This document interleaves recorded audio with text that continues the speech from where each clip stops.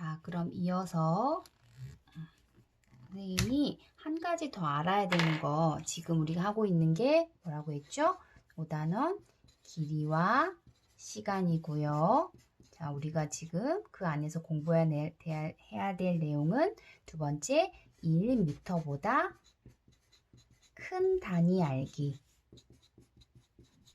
해서 선생님 지금 가르쳐줬죠? 자, 1m보다 큰 단위는 뭐가 있다고요? 맞아요.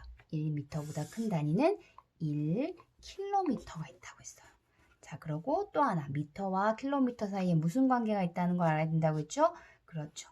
1000개의 미터가 모여서 1km가 된다고 했어요. 자, 그러면 여기까지 했는데 또 하나 알아야 되는 게 있다고 했어요.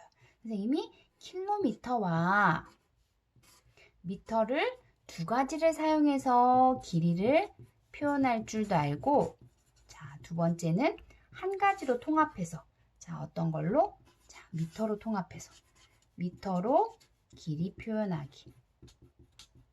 이 두 가지를 알아야 돼요. 자, 그럼 선생님이 예를 들자면 어떤 이렇게 등산로가 있었어요. 여기가 등산로 시작점이라서 여기를 0이라고 할게요. 여기서부터 시작해서 어느 지점까지 갔을 때가 여기를 선생님이 나름 거북바위라고 할게요. 여기에 거북 모양의 바위가 있는 것 같아요. 자, 여기 거북바위까지의 길이는 뭐냐면 이 길이는 2km였어요.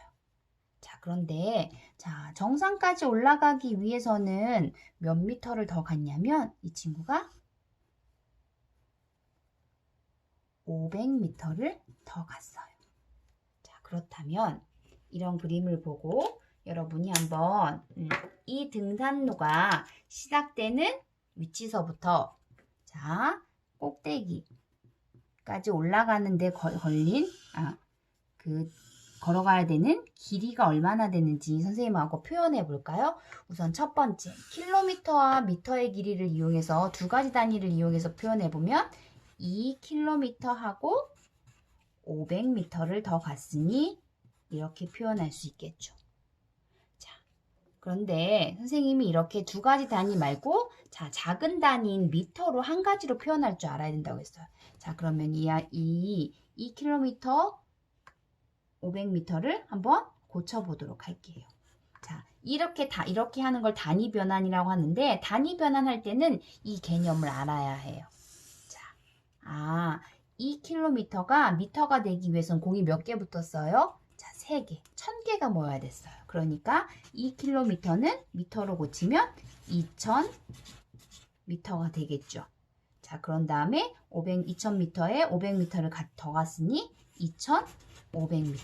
두 개를 더해주면 2500m가 되고 단위는 한 단위인 미터로 이렇게 나타낼 수 있어요.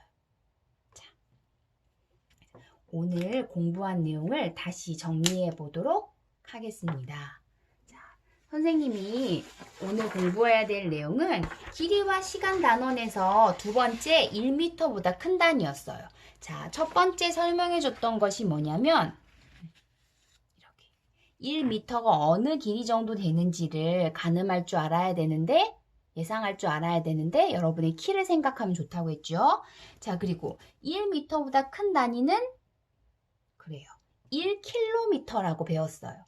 1km와 또 미터 사이엔 어떤 관계가 있다고 했죠? 맞아요. 1m짜리가 1000개 이렇게 모여서 1km가 되는 거예요. 당연히 작은 단위는 미터, 더 큰 단위가 1km가 되겠죠.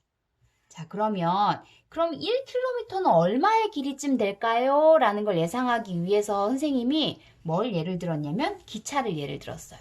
기차 한 칸, 량이라고 표현한다고 했죠. 이렇게 10개의 칸이 모여서 하나의 기차를 만드는데 200m라고 했어요. 그것들이 그런 10개짜리 기차가 몇 개? 5개 모인 양이 바로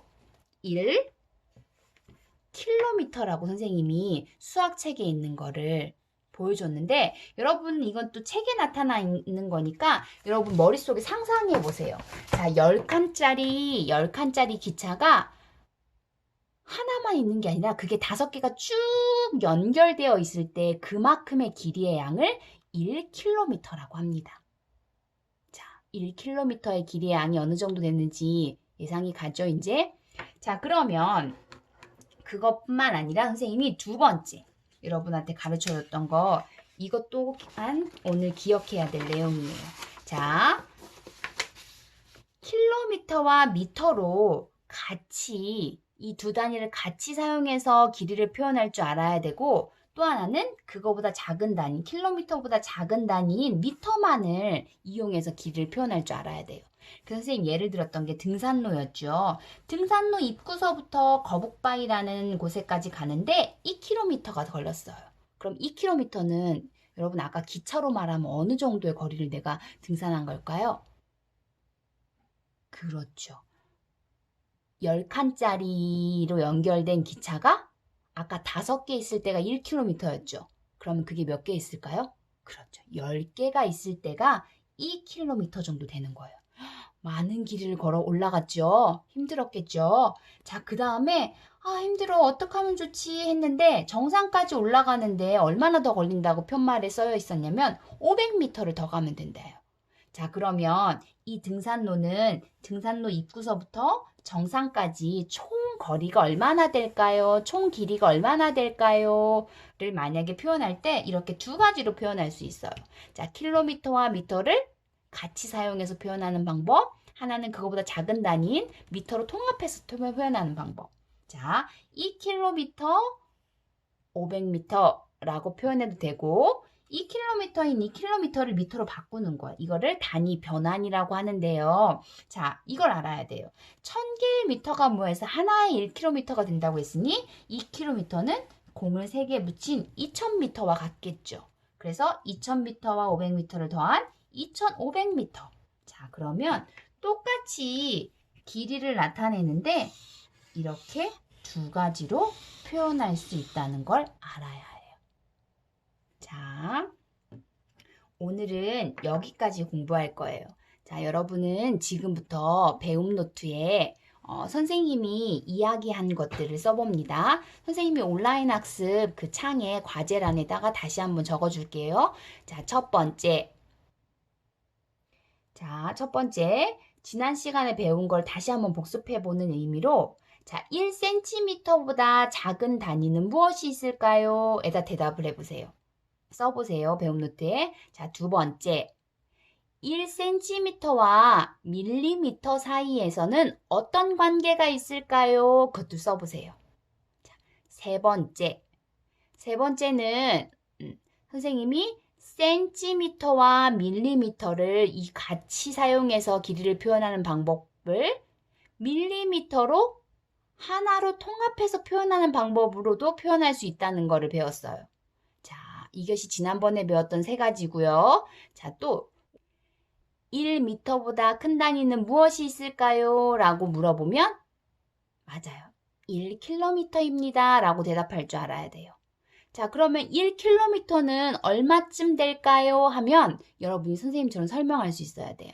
10칸짜리가 연결되어 있는 기차 한 대가 5대가 이렇게 연결된 그 총 길이가 1km 정도 됩니다. 라고 얘기할 줄 알아야 되고 자, 1km와 그러면 1m 사이에는 어떤 관계가 있나요? 라고 물어봤을 때 1000개의 미터가 모여서 하나의 1km가 됩니다. 라고 표현할 줄 알아야 돼요. 또 마지막으로 이게 2번째고 마지막으로 킬로미터와 미터를 같이 사용해서 길이 표현하는 것과 이 킬로미터를 미터로 바꿔서 미터인 하나의 단위로 통합해가지고 길이를 표현할 줄 알아야 돼요. 자, 여러분이 배움 노트에다가 다시 써서 복습해야 될 내용은 선생님이 온라인 학습창 과제란에 1, 2, 3, 4, 5, 6으로 정리해 주도록 하겠습니다. 자, 여러분 수고했어요. 안녕.